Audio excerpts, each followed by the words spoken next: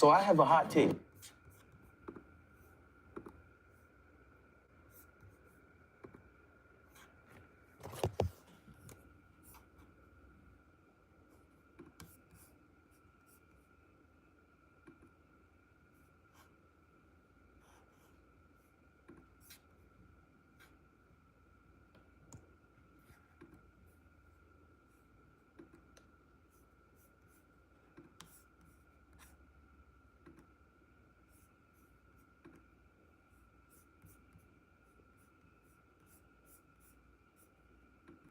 Yo, what is going on, everybody?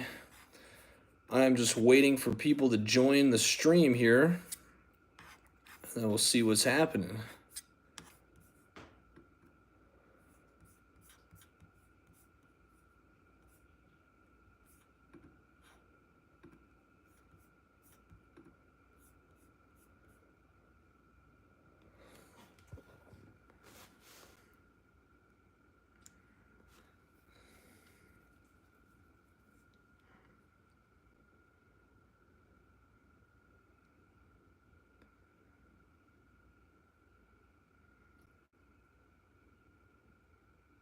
Yo, what's going on, everybody? We are live. 1,000 subscriber Q&A. What is going on? Just waiting for some people to join. What's good with you, Hyro the God? Thanks for joining the live. I am just waiting for people to join. We're doing an 1,000 subscriber Q&A. I guess it's actually past 1,000 subscribers now. It's more like a 1,500 sub Q&A, but at the time that I posted it, it was 1,000. So that's what's cracking today. Ask any questions you'd like, and I will be answering all of your questions. Really appreciate the 1,000 subs. Please like the live so it can get out there and people can know what's happening. And I'm going to announce a couple things going on with the channel as well to all of you that are newly subscribed. If you're not subscribed, make sure to do that. Football is the best thing ever. Do a flip. That I know can do. What's good, Hyro the God? What's good, Armando? What's good? Football is the best thing ever. Like the stream, get it out there. We are live. It's happening. Yeah, a couple things here going on with the channel. Thanks for everybody that has subscribed recently. To all of you that are new. And also to those of you that did not like my recent video, but that's okay. It is what it is. We are doing a Q&A, so ask me whatever you'd like in regards to the channel. I really dug your video about metal. I appreciate. Is that the one that I said that I'm not doing metal anymore, or I don't like metal anymore? I feel like some people missed the point of that video, but I really appreciate you liking that video. A lot of people also thought that they thought I was posting the video because I did not get the audition for Born of Osiris. That is actually not the case. I did not submit the tape. How old is my channel? My channel is not even 1 year old yet. I think I've been doing this about 9 months, although I've done YouTube. I've had like other YouTube channels before this, but this is my main channel, my music channel that I post on all the time.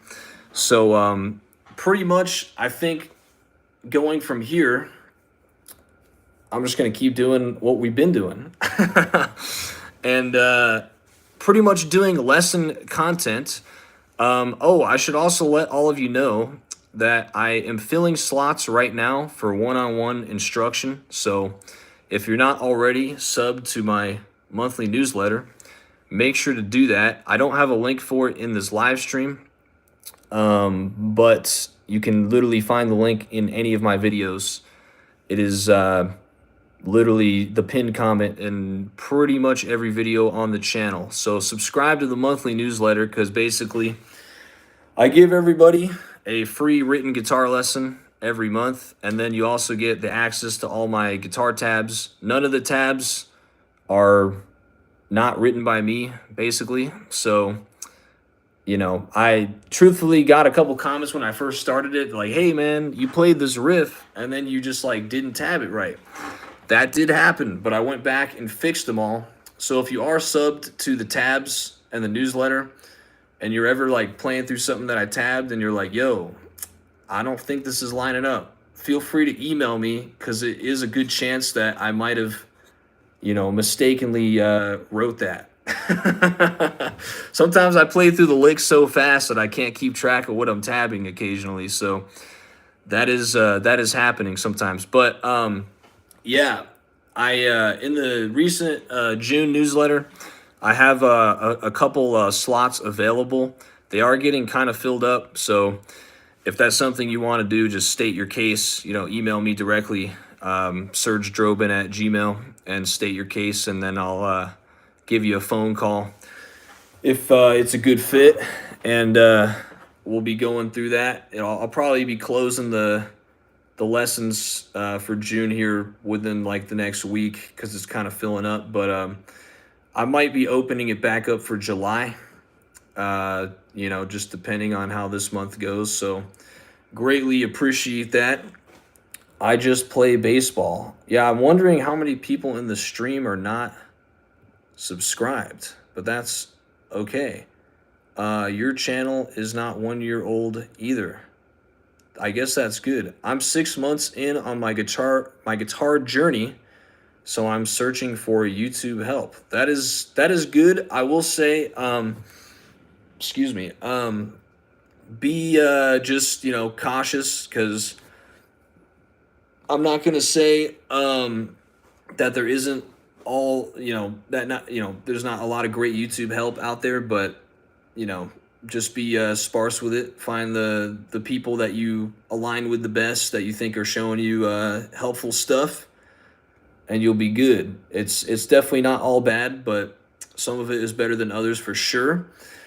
So yeah, you know, very much appreciated on that. And pretty much next week, and you'll know this if you're subscribed to the newsletter, that I'm going to be dropping a couple lesson videos on how to do chord melody and harmonizing your chord progressions and stuff. That one's definitely more of like a, you know, a theory guitar lesson, but it basically goes through what is the so-called Nashville number system, which is really just music theory basics. So, yeah, ask me questions while we're doing this 1,000 subscriber Q&A, if you have any, and I will answer them.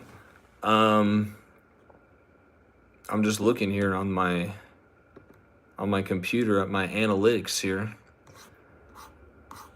Yeah. Let's see here. Yeah, a lot of people I feel like missed the boat on the hate shred guitarist video. I honestly feel like I'm a shred guitarist, but I was trying to make a point about still having musical elements within the playing and not just shredding to shred. But that seems to have gone over some people's heads, but that's okay. If you know, you know, and it's all good. So we'll see if a couple more people join and ask some questions. Ask me anything, and we'll go from there. 1,500 subscribers. Let's do it. Yeah, I agreed 100%. That's why I subbed. Well, I greatly appreciate that. I don't know. You know, a lot of people tell creators not to read the comments. I feel like I got a pretty thick skin, so I kind of just have fun with it. But it is what it is. um, so yeah, I should be doing a couple product reviews coming up in the next couple of weeks. Actually, I'll show you guys. Let me see if I can flip this camera around here so you guys can see some of this gear. Check this out. We got this Camden mic pre going through the API SV12. This compressor is pretty awesome, to be honest. I'll probably be doing a lot more audio engineering types of videos as well soon. This is pretty much the setup, as you can see. Got the Tone X sitting right here. Love it very much. Got the old Scarlett 2i2. Sometimes I take this to shows just for some super quick mobile recording, but this is like the main rig right here. I plan on adding to it very soon. This is the MIDI keyboard. This usually has a microphone in it, but not at the moment. That is my piano, my actual piano. I do also teach piano, but obviously teach way more guitar. And there is a Warm Audio microphone. This is the Warm Audio 67. Really love that mic. It sounds exactly like a U67, like an actual replica. And I've recently recorded some original music with it, and I will be also releasing that soon on the channel. There's most of my guitars, actually. I am one of the few guitar YouTubers that does not have like 25 guitars, although I used to have like more guitars than I could count, but I sold quite a lot of them just to upgrade the setup to some more expensive gear. And obviously when you do that, you can only get like one or two things. So to each his own. I don't know, some people like to have like the plethora of a million guitars. But for me, I pretty much just have like a couple that I really enjoy. I might be picking up a new Strat soon, actually. But yeah, I've definitely become a single coil Strat person in recent time. But here, I'll show you what I got over here on the stand. I got this, obviously the Jackson Custom Shop here. I'm starting to get a little bit reluctant to sell it, even though I do have it on Reverb. So I guess if someone buys it, cool. If not, I'll probably just keep it because it's a custom shop. This is literally the opposite of a custom shop because this is the Squire. But it basically is a custom shop, if you see, because I literally, like, all of this was not here when I bought the guitar. This was a white pickguard, different, you know, just normal Squire import pickups. I put some custom wound single coils. These are supposed to be like replicas of Stevie Ray Vaughan's pickups, actually. And I will say they pretty much sound identical to that. I'm not going to lie. I also redid all of the wiring inside of it, so it's all American now, including the switches, the knobs, everything. So it feels literally like a Fender. Scalloped these frets here, if you can see that. I got some tape on it because sometimes the string gets caught under the bottom fret there. But those are the scallops. The rest of it is not scalloped. I might scallop the whole thing. Debating that at the moment. Still need to replace some of the hardware here. I got to get different tuners on this thing. And probably a different bridge so I can get a whammy bar back into it. But that is right now my favorite guitar for sure. But I might just pick up another one because why not? This is a custom bass, actually built by my dad, hand built. It's got lipstick pickups in it. I use this to record all the time. Honestly, it's probably the best bass I've ever owned in my entire life, and I don't know if I will be able to ever own one better than that. I teach bass too, but obviously primarily guitar. But I use this for a lot of recording. So yeah, I mean, look at that. Those inlays are insane. So if you ever want a custom guitar built by my dad, this is what you would get. And it's pretty awesome. He did these inlays himself. I think in the future, though, when people order stuff from him, he's going to just be doing like, what do you call? an inlay that's like the same one for everyone, so it's not like all hand done all the time. Because obviously it's not easy to replicate that. Um, let's see. I'm looking to upgrade my guitar to something better than what I have. What are your opinions for? Here, let me turn this camera around here. What are your? Sorry, what does it say? I'm looking to upgrade my guitar to something better than what I have. What are your options for or against a Fender Standard single humbucker or an Ibanez RG or the RG and then a million numbers because that's what Ibanez always does. So I actually owned an Ibanez Prestige at one point. I kind of regret selling it, if I'm being honest, because it was like a super pristine guitar. It was all silver, had abalone inlays. Really, the only reason I got rid of that guitar for me personally is because the neck was like super thin. They did one of the wizard neck designs on it. And at the time, I just wasn't a huge fan of that, and it was a super flat radius neck. I'm not sure how much you know about radiuses, being that you're kind of a new guitar player, but basically, the radius is the curvature of the fretboard. So, like on a Fender, it's 9.5, which is pretty curved, like it's kind of more curved for your hand.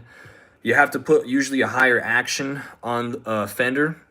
Because if you put a lower one, it's gonna fret out because of the curvature of the fretboard. Like it's just gonna, it's tough to explain unless I guess I could do a video about it at some point. But basically, if you get like these shredder guitars, like what I have with the Jackson, they come with a flatter fretboard, so you can bend the strings super high. It won't fret out. Now, the only caveat I'll say to this is since scalloping the Strat that I have, I can bend the strings like literally without it fretting out because you can afford to put the action higher with the scalloped frets. And so basically on that guitar, I have it tuned to E flat and I put 8-gauge strings on it. And basically when I bend the strings with them being 8s, it's like butter. And then with the scallops, you can bend it as high as you want. So there's that. If you get a Strat, I would just say put super light strings on it. And keep the action kind of medium on it. If you choose to scallop the frets, cool. I think scallops should be on every guitar personally, but I realize it's still a niche thing for a lot of people. So Strats are cool. You can't go wrong if you get an Ibanez RG. Just make sure it's made in Japan. So spend the money if you're going to get Ibanez. I'm not a huge fan of their lower tier stuff. Two guitar brands that I really like, their mid-tier stuff is actually Schecter. Trying to think, actually, what's the other one? I was talking to my buddy about it the other day. If it comes to me, Yamaha. Yamaha actually is really good too. So Ibanez, though, I'd stay away from anything not made in Japan, truthfully. So yeah, you'd be good to get an RG, like a real one made in Japan for sure. I think they're about $2,000, but like I said, if you're willing to spend the money, you'll have a great guitar. Jason Daniel Stone says, well said, I was going to be here and I made it. Appreciate that. Better late than never. Thanks. Awesome bass. Reminds me I need to get a bass.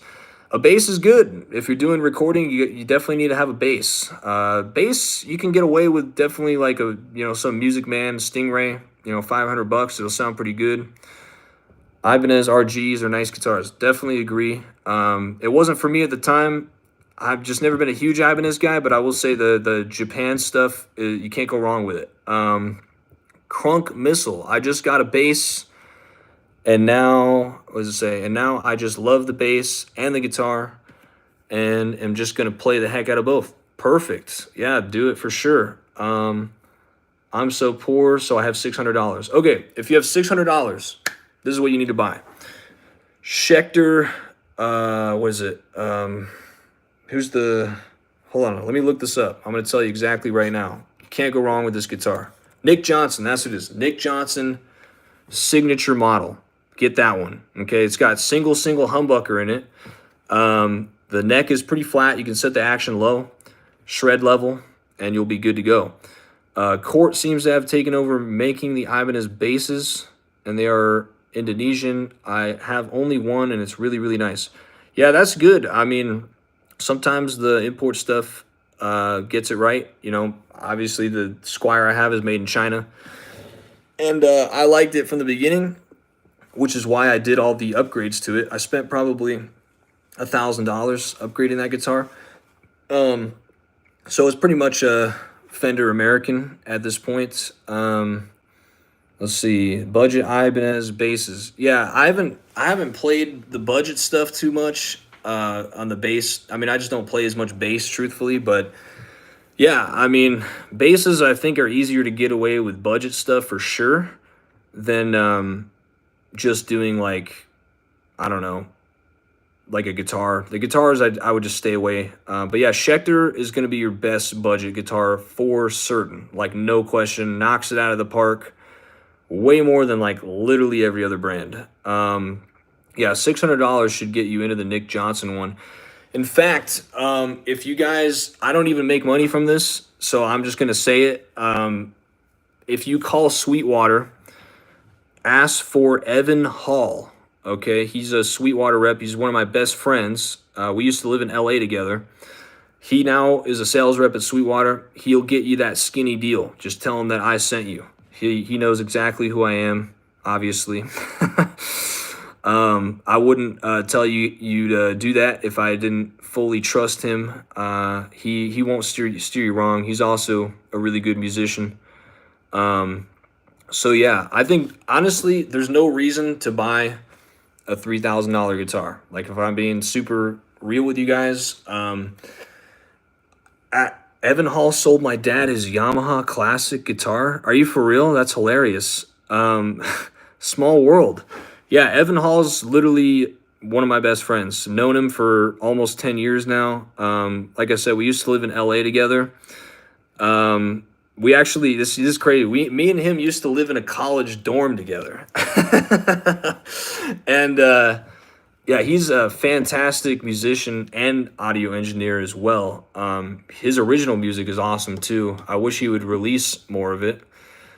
Speaking of that, I am releasing a ton of original music coming up here in the next month. It's going to be everything from some rock, blues, jazz stuff to some straight kind of R&B stuff. I have some hip hop stuff with guitar in it. I know that's not everyone's cup of tea, but that's what I like. So that's what I'm currently doing this moment. Let's see. You said Crunk Missile says, for guitar, I got a 61 Gibson SG, like an actual one. Wow. So I'm cool with keeping the budget lower for bass for now. Wow. Did you get a real 61 SG? Because that's like a lot of money if you did, or was it a replica? Personally, I've never been a huge SG guy because I don't like the neck dive on it, but to each his own, like I always say. Some people really love Gibson. Okay, it's a reissue. Okay, so maybe like $2,000. That's still a lot of money though. Kind of off topic. What are your thoughts on Steve Vai? Steve Vai, not my favorite guitar player. He's definitely a good guitar player. Like honestly, a great one. His music personally has never been a huge turn on for me. He's a little bit too experimental for my taste, and he sounds a lot like Satriani to me, obviously because I was his teacher, but I've never been a huge Satriani fan. But yeah, I mean, Steve Vai is good. Like no issues with him. Whenever I see the G3 stuff and they have Yngwie, I mean, you already know what I'm probably thinking with that. Yngwie just like blows everyone out of the water all the time.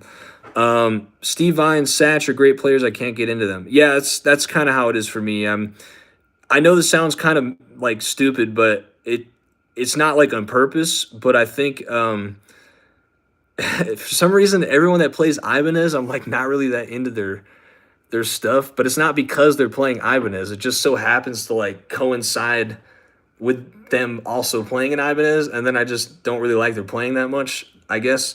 But no, I mean, Steve Vai slays, Satch slays. If I was in a room with them right now, I'm sure they would give me a run for my money on quite a few things. So I'm not gonna deny them at all. But obviously, yeah, my top players are Yngwie and Eddie for sure for different reasons. I do. I actually was into Polyphia. I like I like where they were going with their music. Just speaking of Ibanez players. Oh, thanks for the sub, AN. I really appreciate that. Yeah, I was really into Polyphia when they put out the new album. Because I really liked what they did mixing the hip hop elements. I kind of feel actually it's kind of funny because when they put out the album, I was actually thinking like this is where rock music is supposed to go right now. Like it was literally like if I was going to create a genre, I was thinking it would sound like that. And then they put out that album. I was like, man, you guys totally nailed it. If I were to do it differently myself, I'd probably just make it like slightly less technical than them, so it's a little bit more mainstream listenable. But great music, great players for sure. Tim Henson is awesome. I use his plugins occasionally. So definitely some innovative players there. I like Jason Richardson. He's fantastic as well. I actually met him at NAMM a few years ago with Yvette Young. One of my friends was friends with them, and it was just like, hey, dude, you want to meet Jason Richardson? So I was like, oh, that's kind of cool. But yeah, I know. I think he's an Ibanez guy. No, he's a Music Man guy. Music Man, good stuff as well. I don't know. You know, these days, I used to be like really particular with the guitars. And I'm going to be honest with you. Once I perfected my technique, like a lot in the last couple of years, especially, I found that I kind of just liked simpler guitars. I was like, all right, you know what? Once the technique is there, you can kind of just play any kind of guitar and it'll work for you. So I used to have like this thing where I'm like, oh, it's got to be a C neck, flat fretboard radius. It's got to have a Floyd Rose, got to have a whammy bar. I used to have like all these things in my mind, but now these days I think if you're a good player, the old cliche that it's going to come out in your playing, it's really about you and not the guitar. I think that is true, to be honest with you. Of course, I have preferences. Like, I've never been a big Telly guy. But maybe one day, I mean, never say never. Maybe I'll like Tellys. I don't know. I kind of like stuff that has a whammy bar on it, truthfully. I still like to use the bar occasionally. And I guess that's just because of the players that I'm influenced by. So, you know, maybe I should do a video on some whammy bar techniques. For all the new people that are in the stream right now, I was gonna let you know, I am offering a couple exclusive lesson spots right now this month of June. They are filling up. The reason actually I was late for the live stream is I was on the phone with someone who's taking a slot with me. So I'll probably have to close it going at the end, like probably the next week. I'll probably close the lesson slots just because they're starting to fill up. But yeah, if you want, you know, some one-on-one instruction with me, not a course, you know, like just like this live stream, you know, face to face, online though, because you probably don't live here. Write me an email and just state your case, you know, your goals and all that, and I'll get back to you this week if that's something that interests you. And then yeah, I'll probably be closing that up though for the end of June here. But yeah, really appreciate everybody taking a liking to the videos. I plan on just posting a ton more stuff. I have a lesson video coming out on Monday that is all chord theory stuff, you know, pretty much Nashville number system, but more in depth, chord harmony stuff, voice leading. Because I had a couple people ask like, hey, how do you improv on the guitar? And it's like, well, it's somewhat of a loaded question, but not really. And for me, so I've had some debate with people, I guess you could say, online about modes actually being chords and not scales. And the reason for that is because if you play what you think is a mode, I mean, it's just not going to sound like anything without the chord under it, right? Because the chord is actually what gives it the sound. So that's always been my philosophy on it. I mean, I know people do a lot of box teaching, but I just don't really do that stuff because obviously if you're in a box, how are you going to make it to the next part of the fretboard? You know, you need to look at it linearly, you know, horizontal on the fretboard rather than in box formation to be able to connect all the stuff together. A lot of people hitting me up right now on sweep picking and economy picking. I'll try to do some more videos on that as well. A lot of, oh, you know what? I should show you guys what picks I'm using, actually, speaking of that. These are pretty much the only, yeah, boxing yourself in, literally, yeah, pretty much. These are the picks that I use. These are Jazz 3. These are the jumbo-sized ones. XL, I think is what they're called. Jazz 3 XL, Dunlop. These are 1.25 gauge on them. They're pretty thick. I probably actually could afford to go thicker. I think Ingve uses 2 millimeter. This is 1.5 millimeter, so imagine the thickness difference with that. I also use like just the regular Jazz 3s occasionally, but I used to actually just use like the tiny Jazz 3s, and then I kind of just like having more to hold on to, because when when you're doing it with the pick, you kind of just want to. I still like choke it out a lot. I mean, that's as much as I probably have showing when I'm playing. But loose enough, like I always say in the videos, you know, where it can do this in between the strings. So you don't want to white knuckle it. Actually, I'll show you right now. How about that? So my biggest thing, why not just do a mini lesson real quick? So my biggest thing when I'm playing, okay, and if you have a hard time with this, right, this is what you should try to do. So your wrist really should only move like this in these directions, okay?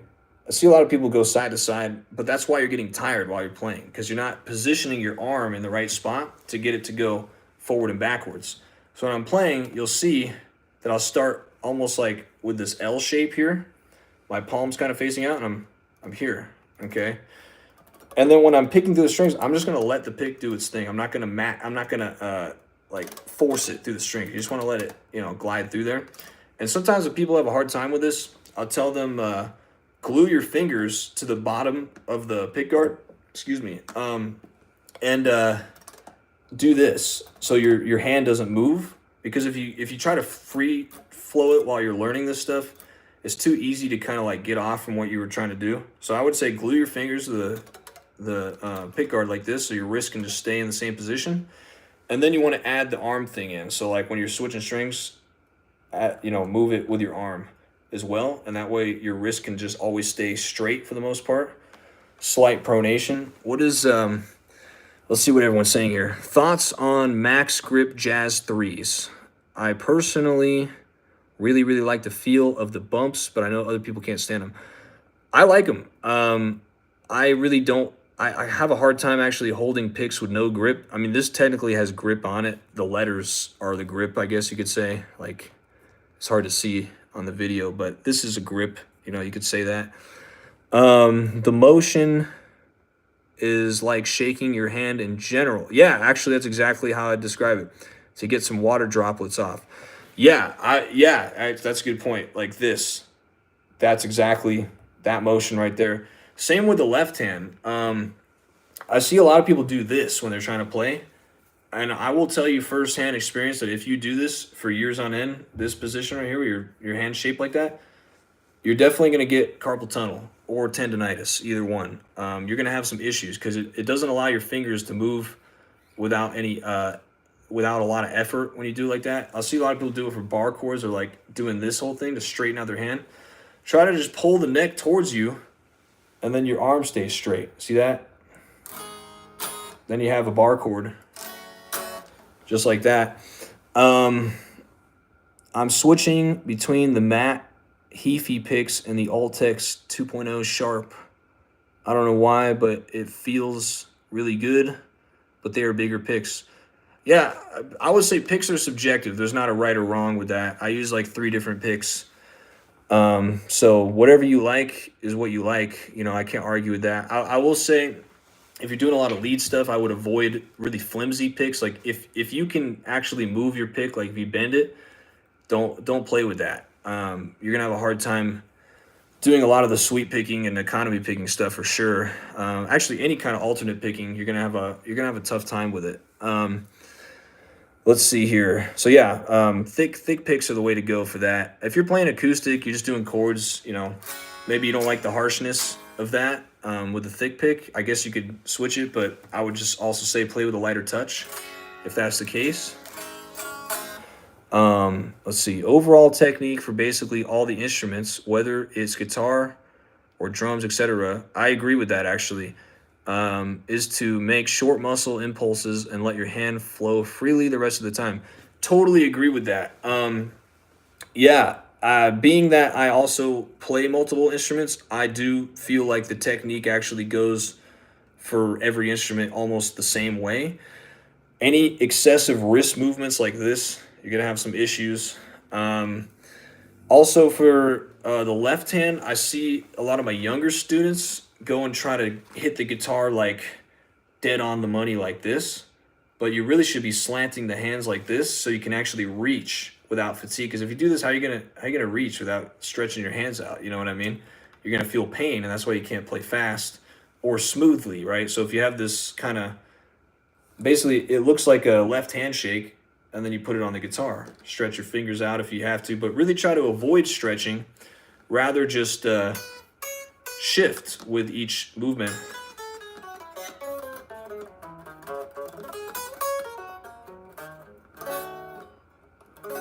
I'm trying to play it in the camera, so it's like, this is a weird position, but yeah, you get the idea. See, if I slide up,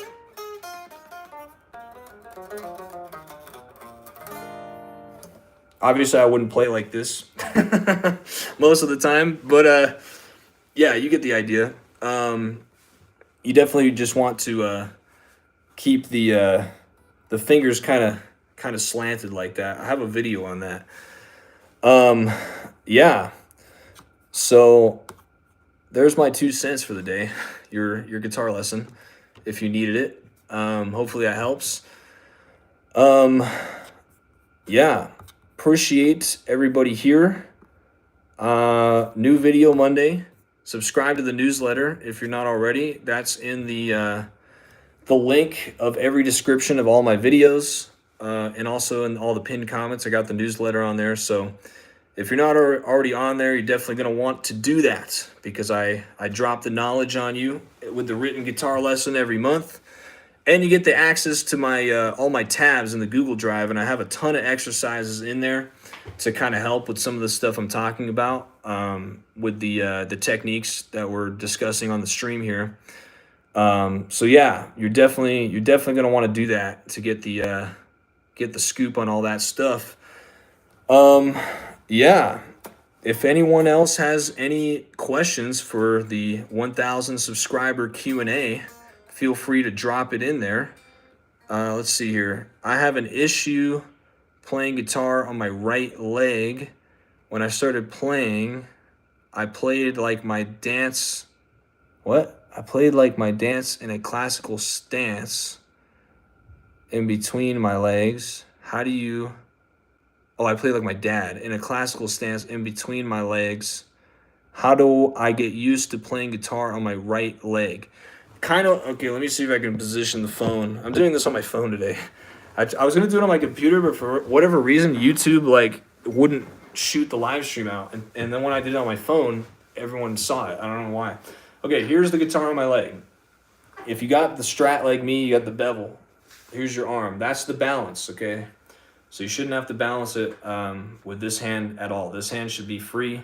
No, as soon as you have any pressure applied to this hand, you're going to have fatigue in this hand. So you don't want that, okay? Just let your arm balance it.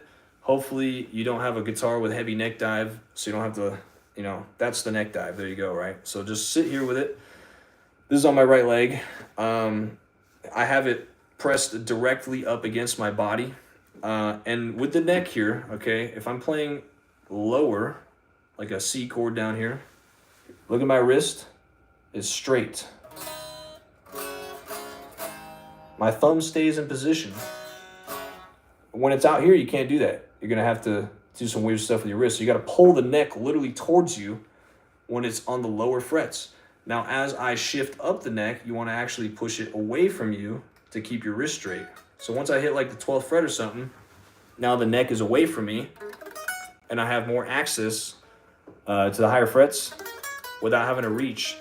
If you do the classical way, which is this way, I assume that's the way you've been playing. For one, a footstool is helpful, or you can just put both feet, like one of your feet on top of your other foot kind of thing. This still works, but you still have to do like the same thing. I would still pull the neck back, etc. Okay. Luckily, when you get up here, you can just keep it in position.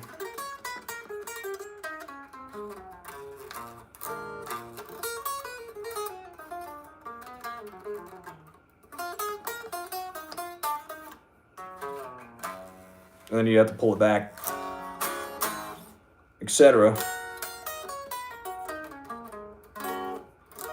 Hendrix, Hendrix style for the bar chords if you want to do that way. But yeah, it's basically the same idea for either leg. You just have to adjust the height of it accordingly, right? Because this is now at a vertical angle versus if it's on my right leg, it's at this horizontal angle, really. So you just want to make sure you're pulling the neck back to avoid that fatigue. Yeah, hopefully that helps.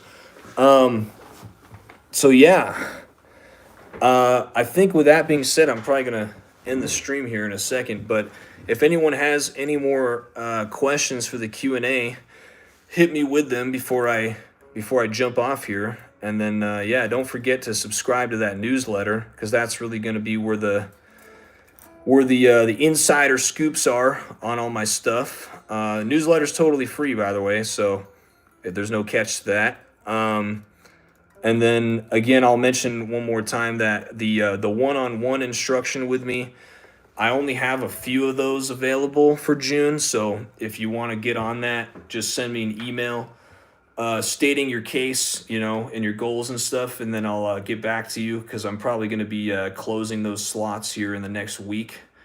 And then I'll try to reopen them for July, and obviously in the newsletter I'll give everyone the update on that. But yeah, so yeah, with that being said, thank you all very much for 1,000 subscribers.